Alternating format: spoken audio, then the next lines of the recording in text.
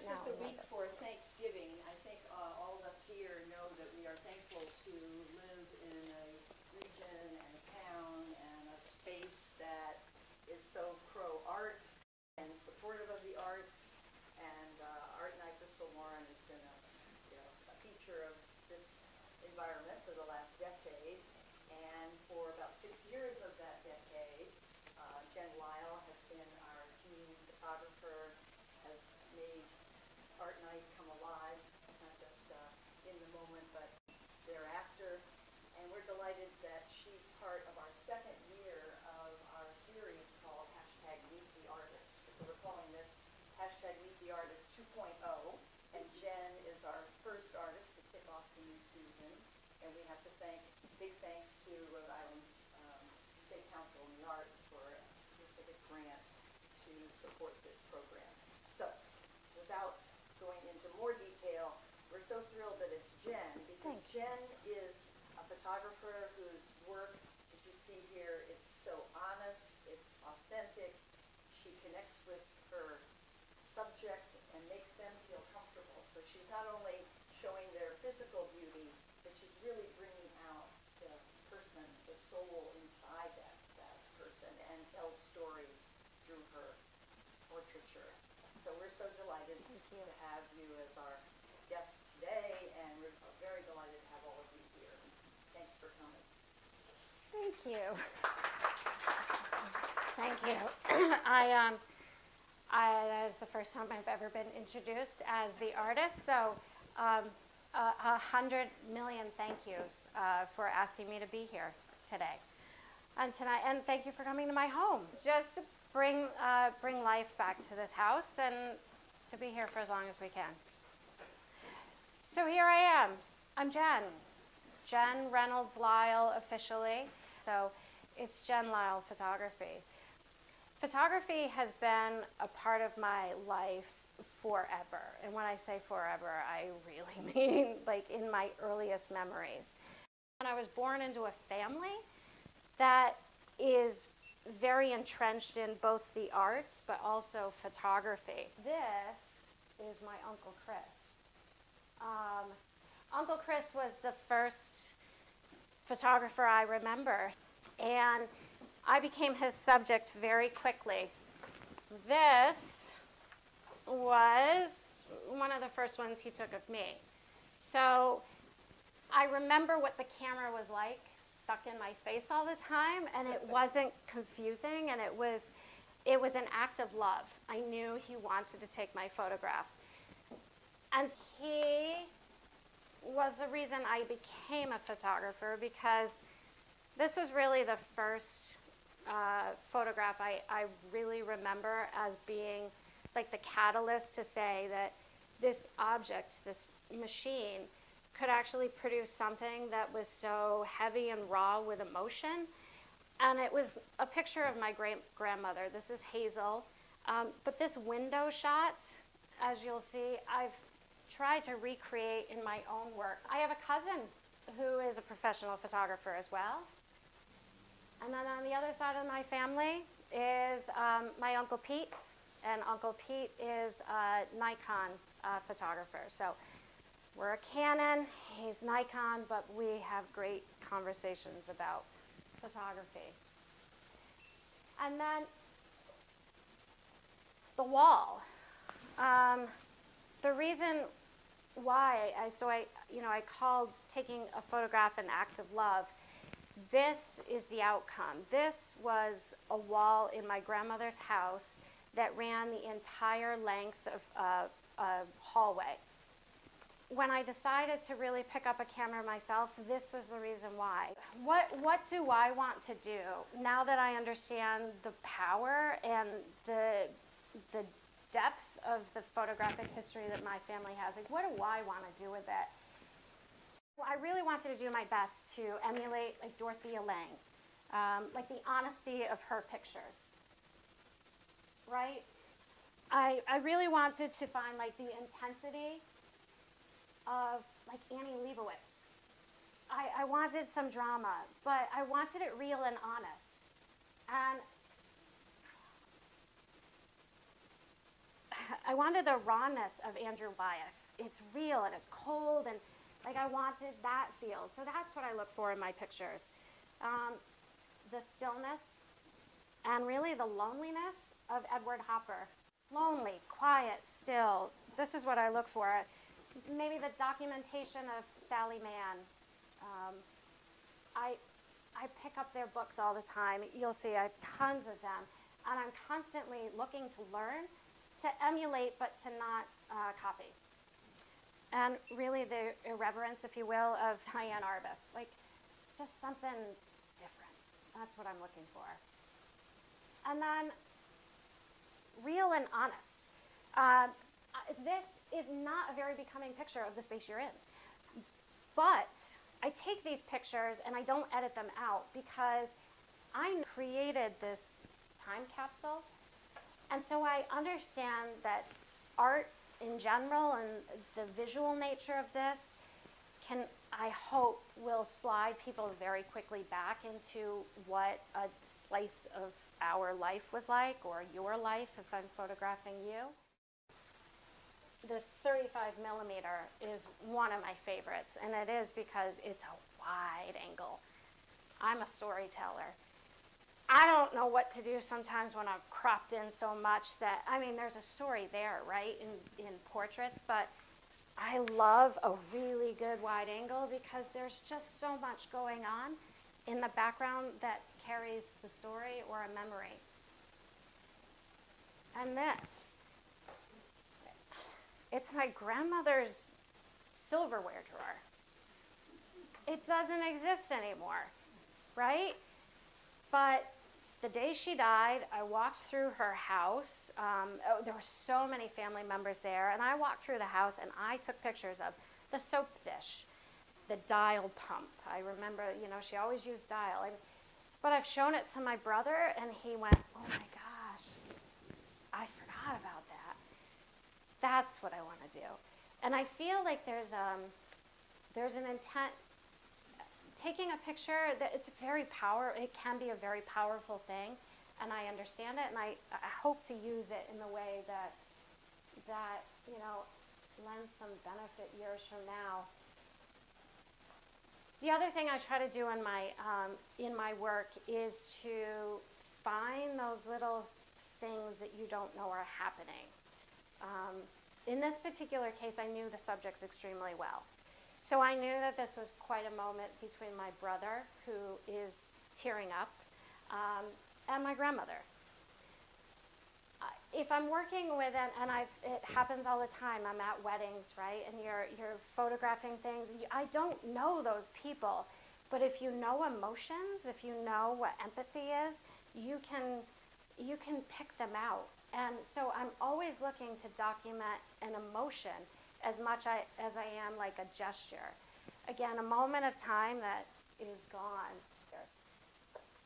And then this is, I think, a really good point to talk about, like editing and composition, because we all know, like, there's a story to be told, and you're telling the story, you're the subject, but I have a lot of power in how I move my camera and how I'm going to crop or find the composition. Even post-processing, maybe I've cut something out. And this was my neighbor's table next door.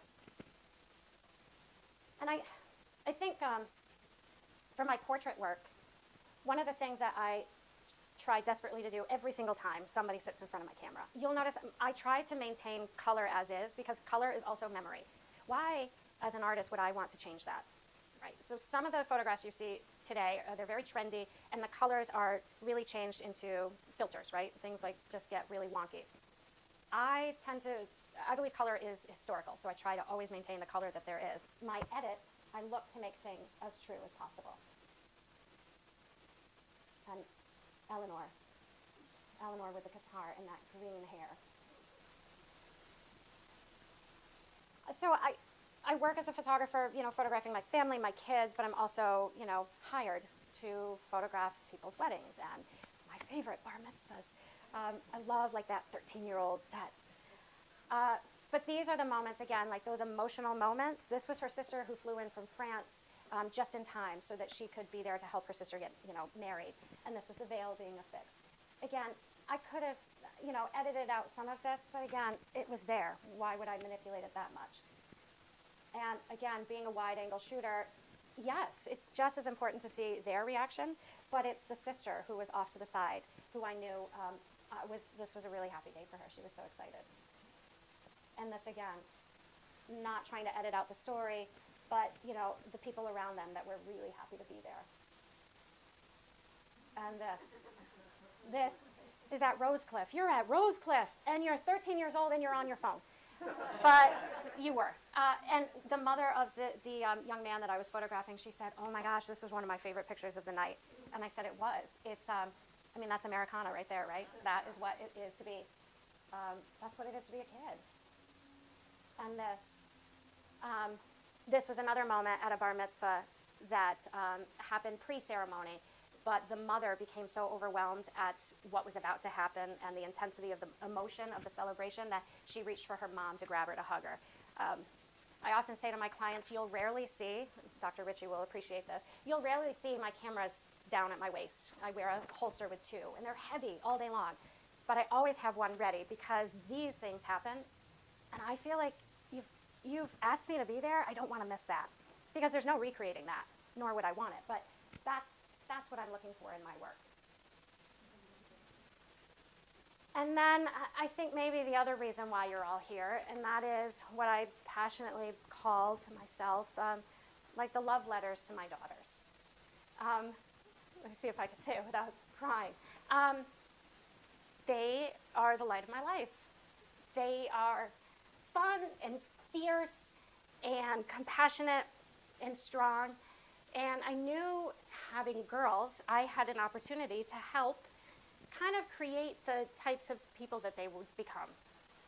So I also knew my camera could kind of also follow that, and I could not so much change who they were, but exemplify the parts of them that were awesome, and help them kind of reflect back on themselves also for a little self-guidance, like, am I doing it the right way?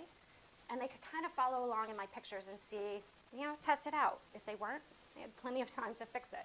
So this picture was taken in my bathroom against like the white wall, which was perfect. And it happened in 2017, and we were really mad at some news that was going on at the time. And I said, "How mad are you?" And she said, "Mad." And I said, "How mad?" And this is about the time, too, where I started to pick up my flashes, and I started using flash photography a lot more. Typically, I'm a natural light photographer, but flash just provides just just a sharpness that is really fun to work with. So I said, "Scream." And she did. And I said, "No, really scream." And she did. And this was her reaction to what was going on at the time. I want them to remember the life they lived and how they lived it. I want them to remember what they looked like when they laughed, and I caught it. And we were in Paris. She might have just had a first sip of wine just because we were in Paris, and she was laughing at how audacious it was.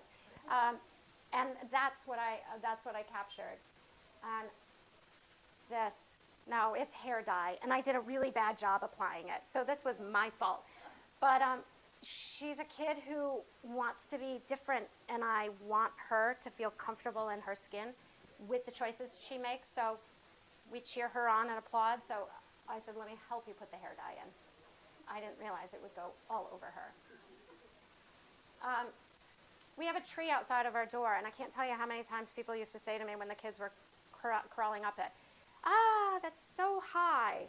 And my response would be, "Climb higher, climb higher."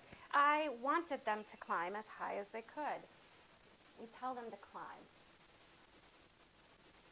As a mom and as a photographer, what can I photograph so that years from now she knows what it felt like to stand in my shoes watching my children? This one is actually a self-portrait. So women, moms, are sometimes, just not in pictures enough.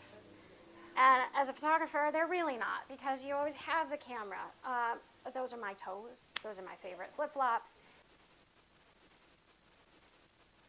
And redefining beauty, you know, what does muscle mean to a young woman? Parts of my work, I want to document the strength of what they do as beautiful. And then sometimes they just pause long enough for me to take pictures in beautiful spaces. And again, dirty and raw and real. Again, flash photography.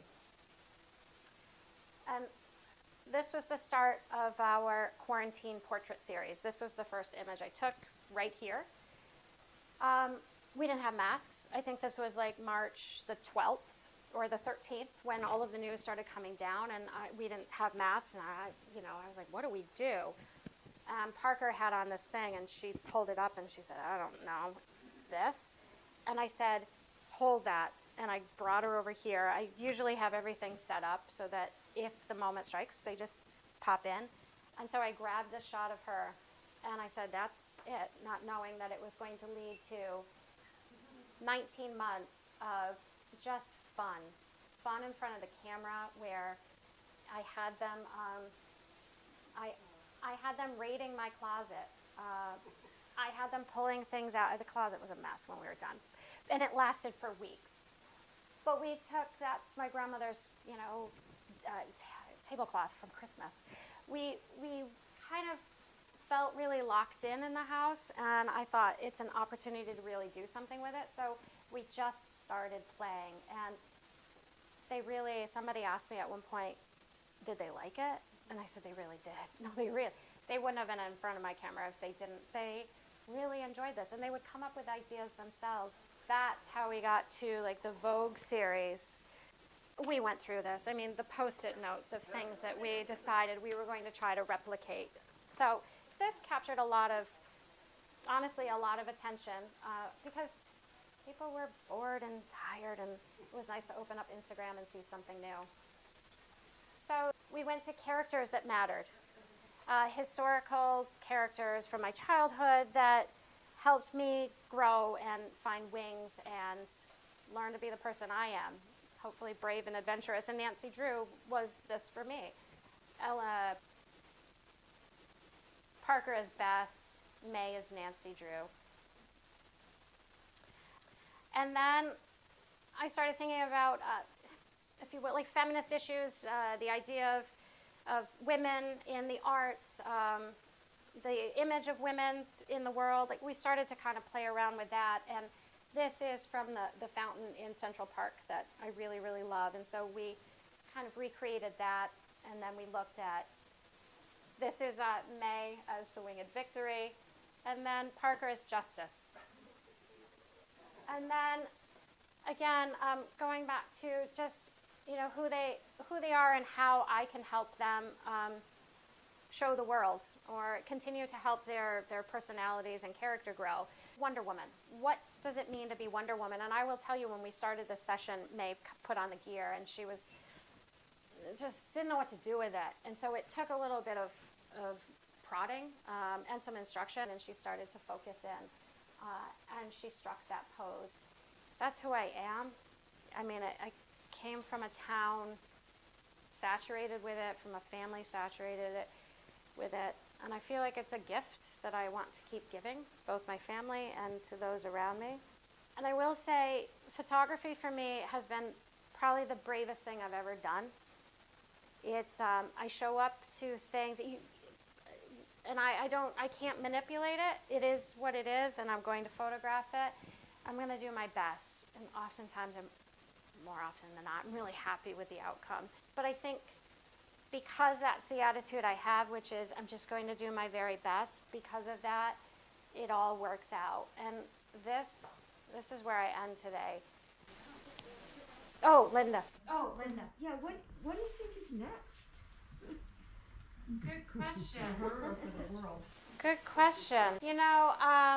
So as my subjects, the loves of my life are growing up. It's funny you should say this. I've been meaning to write an article for a photography magazine that I I get. And I think often how many, the photography business for mothers has grown exponentially in the past so many years. And I often wonder, what do these women do when your subjects, your muses, grow up and move on? And I will say, occasionally I get a little like, oh my gosh, what am I going to do? What am I going to take pictures of? Because I take pictures of people. That's what I love, are people. So I've decided to just fall into that wave and embrace whatever comes. And for me, it will just be continuing to photograph people. When the studio opens, I really want to focus more on more fine art, like portraiture, and kind of work within a studio, a quiet space. And so I hope that that allows me to take more pictures of more people. So without the kids.